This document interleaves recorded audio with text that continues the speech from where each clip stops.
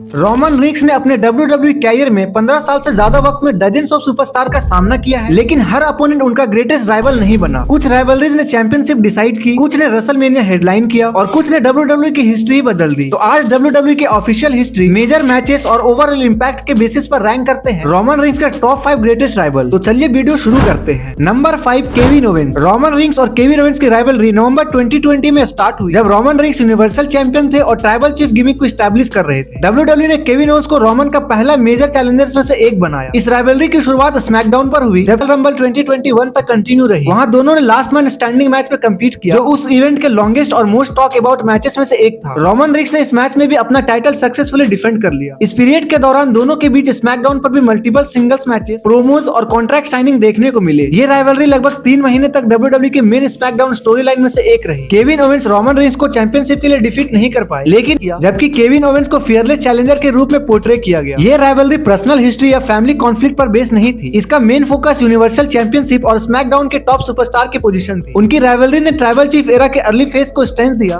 और रोमन के championship rain को स्टैब्लिश करने में इंपॉर्टेंट रोल निभाया। Number 4, Cody Rhodes. Roman Reigns और कोडी रोड्स की राइवलरी ऑफिशियली 2023 में शुरू हुई, जब कोडी ने रेसलमेनिया 39 में हुआ। कोडी का ऑब्जेक्टिव अपनी फैमिली लेगेसी को कंटिन्यू करना और वर्ल्ड चैंपियनशिप जीतना था, जबकि रोमन अपना हिस्टोरिक चैंपियनशिप रेन मेंटेन करना चाहते थे। मैच के एंड में ब्लड लाइन इंटरफेरेंस के बाद रोमन रिंग्स ने अपना undisputed WWE universal championship successfully return कर लिया। इस डिफीट के बाद कोडी रोड्स ने चैंपियनशिप रेस नहीं छोड़ी और 2024 रॉयल रंबल में Cody back to back second Royal Rumble winner बने और दोबारा रोमन रिंग्स को रेसलमेनिया के लिए चैलेंज किया। रोड टू रेसलमेनिया 40 WWE के बिगेस्ट स्टोरी लाइन में से एक बनी। इस राइवलरी में Roman rings, Cody Rhodes, the blood line, Seth Rawlings और द रॉक भी मेजर पार्ट बने। स्टोरी लाइन कई मंथ्स तक WWE रॉ और स्मैकडाउन का मेन फोकस रही। फाइनली रेसलमेनिया 42 नाइट 2 में रोमन रिंग्स और कोडी रोड्स का रीमैच हुआ। इस बार कोडी रोड्स ने रोमन रिंग्स को डिफीट करके अनडिस्प्यूटेड WWE चैंपियनशिप जीत ली और रोमन का हिस्टोरिक चैंपियनशिप रेन, जो 1316 डेज तक चला था, ऑफिशियली एंड हो गया। ये राइवलरी सिर्फ चैंपियनशिप तक लिमिटेड नहीं थी, इसने WWE के एक एरा का एंड और नया एरा के बिगिनिंग को रिप्रेजेंट किया। कोडी रोड्स की विक्ट्री WWE हिस्ट्री के मोस्ट सिग्निफिकेंट रेसलमेनिया मोमेंट में से एक मानी जाती है। उनकी राइवलरी ने रोमन के लेजेंडरी टाइटल रेन का कंक्लूजन दिया और WWE के मॉडर्न एरा की सबसे इंपॉर्टेंट राइवलरीज में से अपनी जगह बनाई। अब बात करते हैं नंबर 3, जे उसो।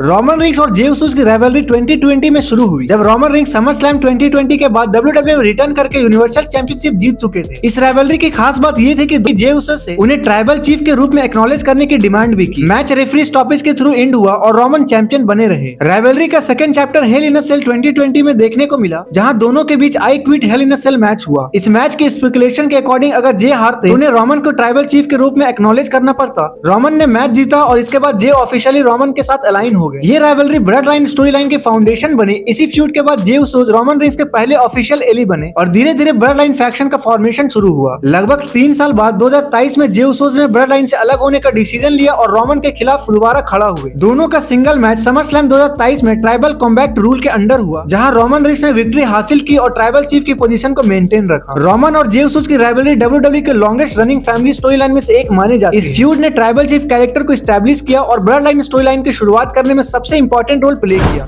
Number 2, Seth Freakin Rollins. Roman Reigns और सेथ रॉलिंस की राइवलरी की ब्रेकअप के बाद दोनों अलग अलग सिंगल सुपरस्टार के रूप में एस्टैब्लिश हुए और अगले कुछ सालों में कई बार चैंपियनशिप मैचेस और मेजर WWE इवेंट में एक दूसरे के सामने आए। जब रोमन रिंग्स 2020 में ट्राइबल चीफ बने, तब भी सेथ रॉलिंस उनके सबसे इंपॉर्टेंट अपोनेंट में से एक रहे। दोनों का सबसे नोटिसेबल मैच रॉयल रंबल 2022 में अनडिस्प्यूटेड यूनिवर्सल चैंपियनशिप के लिए हुआ। मैच के दौरान सेथ ने अपना पुराना शील्ड एंट्रेंस और गियर यूज किया, जो उनके शेयर्ड हिस्ट्री का रेफरेंस था। रॉयल रंबल 2022 में रोमन रिंग्स ने मैच के दौरान सबमिशन होल्ड नहीं छोड़ा और रेफरी के डिसीजन के बाद सेथ रॉलिंस डिस्क्वालिफिकेशन के थ्रू विनर डिक्लेयर हुए। लेकिन चैंपियनशिप रूल के हिसाब से टाइटल DQ से चेंज नहीं होता, इसलिए रोमन रिंग्स चैंपियन बने रहे। इस राइवलरी की खास बात यह कि ये सिर्फ चैंपियनशिप तक लिमिटेड नहीं थी। इसकी foundation the shield, trust, betrayal और दोनों सुपरस्टार के कैरियर प्रोग्रेशन पर बेस्ड थी। WWE ने कई बार इनके पास्ट को फ्यूचर स्टोरी लाइन में रेफरेंस किया। 2014 से लेकर ट्राइबल चीफ एरा तक रोमन रिंग्स और सेथ रॉलिंस की राइवलरी अलग अलग फेसेस में कंटिन्यू रही। ये राइवलरी WWE के मॉडर्न एरा के सबसे कंसिस्टेंट और लॉन्ग टर्म राइवलरीज में से एक मानी जाती है। और गाइज, अब भी समर स्लैम 2026 में भी रोमन रिंग्स और सेथ रॉलिंस का एक बार फिर से हाई प्रोफाइल मैच में फेस करने वाले हैं। ये मैच उनकी लगभग 12 साल पुराने राइवलरी का एक और इम्पोर्टेंट चैप्टर होगा और WWE के करंट स्टोरी लाइन का मेजर अट्रैक्शन माना जा रहा है। और फाइनली हमारे नंबर 1 पर है beast incarnate Brock Lesnar. Roman Reigns और ब्रॉक लेसनर की राइवलरी की शुरुआत 2015 रॉयल रंबल के बाद हुई, जब रोमन रिंग्स ने रॉयल रंबल मैच जीतकर रेसलमेनिया 31 में ब्रॉक लेसनर के WWE वर्ल्ड हेवीवेट चैंपियनशिप को चैलेंज किया। ये उनका पहला मेजर सिंगल्स फ्यूड था। दोनों का पहला रेसलमेनिया मैच रेसलमेनिया 31 में हुआ। मैच के एंड में सेथ रॉलिंस ने अपना money in the bank contract cash in करके WWE चैंपियनशिप जीत ली, जिस वजह से रोमन और ब्रॉक दोनों ही टाइटल से चूक गए। इसके बाद अगले कई सालों तक रोमन रिंग्स और ब्रॉक लेसनर WWE के बिगेस्ट प्रीमियम लाइव इवेंट का मेन अट्रैक्शन बने रहे। दोनों ने WrestleMania 34, greatest royal rumble 2018, summer slam 2018, crown jewel 2021, WrestleMania 38 और समर स्लैम 2022 जैसे मेजर इवेंट में वर्ल्ड चैंपियनशिप के लिए एक दूसरे के सामने किया। जब रोमन रिंग्स 2020 में ट्राइबल चीफ बने तब इस राइवलरी का एक नया फेज शुरू हुआ। इस बार रोल्स कंप्लीटली रिवर्स हो गए। पहले ब्रॉक डोमिनेंट चैंपियन थे और रोमन चैलेंजर थे, लेकिन ट्राइबल चीफ एरा में रोमन चैंपियन बने और ब्रॉक टाइटल चैलेंजर के रूप में नजर आए। इनकी राइवलरी का फाइनल चैप्टर समर स्लैम 22 में लास्ट मैन स्टैंडिंग मैच था। ये match tractor spot, broken ring और इंटेंस एक्शन की वजह से WWE के रिसेंट ईयर का सबसे मेमोरेबल मैचेस में से एक माना जाता है। रोमन रिंग्स ने मैच जीतकर अपना undisputed WWE universal championship successfully retain किया और इस राइवलरी को कंक्लूड किया। 2015 से 2022 तक लगभग 7 साल में रोमन रिंग्स और ब्रॉक लेसनर ने WWE के सबसे बड़े स्टेजेस पर बार बार एक दूसरे का सामना किया। दोनों ने multiple WrestleMania main event headline किए और वर्ल्ड चैंपियनशिप पिक्चर को कई सालों तक डोमिनेट किया। तो गाइस, अब आपके लिए सवाल है, आगे हो तो लाइक, सब्सक्राइब और शेयर करना मत भूलिए। Thanks for watching.